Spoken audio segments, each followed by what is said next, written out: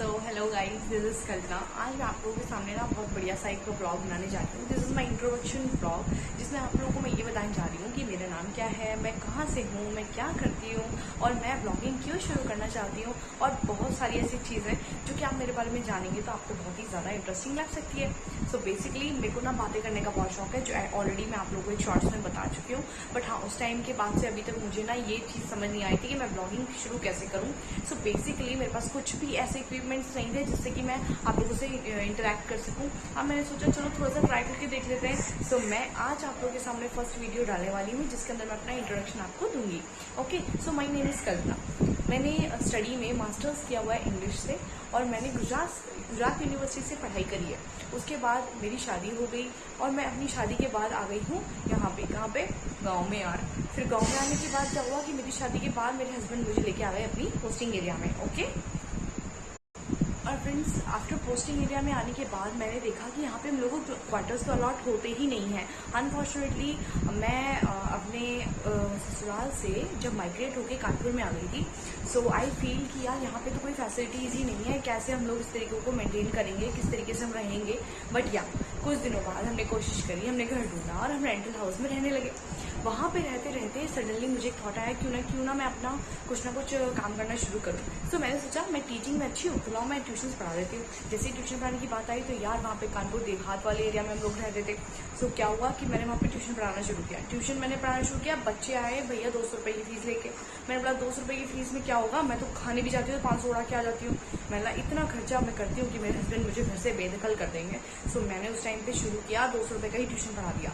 और हाँ, पहले जो मैं गुजरात में ट्यूशन पढ़ाती थी, आप मानेंगे नहीं, एटलीस्ट मैं एक मंथ का 15 to 16,000, 15 to 20 अप्रॉक्स, इतना।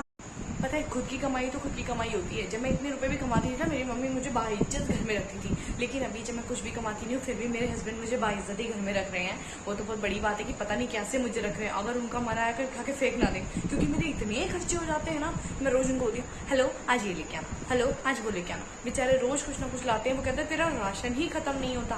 तो कहीं ना कहीं ऐसा होता है कि हमारी डिमांड्स कभी फुलफिल नहीं होती हैं। तो इसी वजह से मैंने सोचा चलिए कुछ नहीं। और हाँ, बातें करने का टाइम नहीं होता उनके पास, बस ड्यूटी में बैठे रहते हैं। अब ड्यूटी में बैठे तो वो तो उनकी रिस्पॉन्सिबिलिटी है, हम तो उनकी रिस्पॉन्सिबिलिटी है नहीं। तो फिर हमने सोचा क्या करें, कुछ नहीं। तो मैंने सोचा मैं ब्लॉगिंग शुरू कर देती हूँ। और हाँ, एक और चीज़ कि जब मैं शादी करके कानपुर देहात गई थी, उसके बाद वहाँ पे मुझे बहुत अच्छा लगा।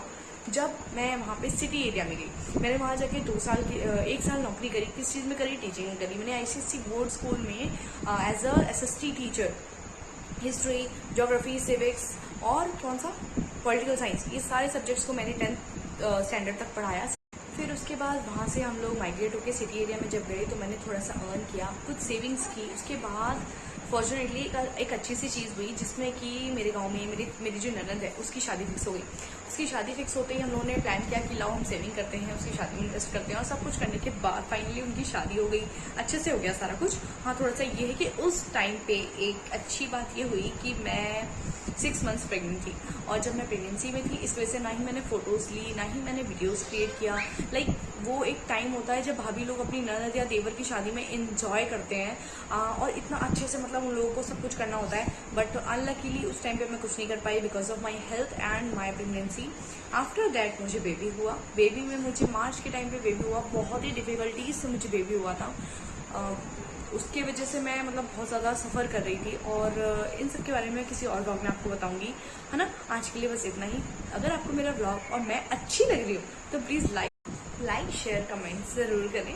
एंड हाँ, मैं अपनी लाइफ के छोटे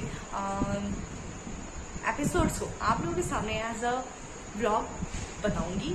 और मैं चाहूँगी कि आप लोग मुझसे जुड़ें और मेरा साहस और बढ़ाएं, और मेरे अंदर एक कॉन्फिडेंस जो है उसको और बिल्डअप करने के लिए मुझे आपकी हेल्प चाहिए होगी। जैसे कि आप लोग अगर मुझे लाइक करेंगे, सब्सक्राइब करेंगे या कोई भी कमेंट करेंगे, है ना। वैसे भी एक लड़की की लाइफ में बहुत सारा स्ट्रगल होता है, हालांकि मेरे पास है बट इतना ज़्यादा नहीं। हाँ, लेकिन जो भी है वो सुनने में इंटरेस्टिंग लगेगा ज़रूर। और कुछ ना कुछ ऐसा होता ही है जो हर लड़की के मन में होता है किसी को बताने के लिए। और मैं चाहती हूँ कि मैं अपनी वीडियोज़ के माध्यम से बहुत से लोगों से कनेक्ट करूँ, अपने फ्रेंड्स बनाऊँ और सभी से बात करते हुए सब चीज़ें बताऊँ कि मेरी लाइफ में क्या चल रहा है, क्या नहीं चल रहा है। So this is my first blog. Please इसको शेयर करें, अपना प्यार दें।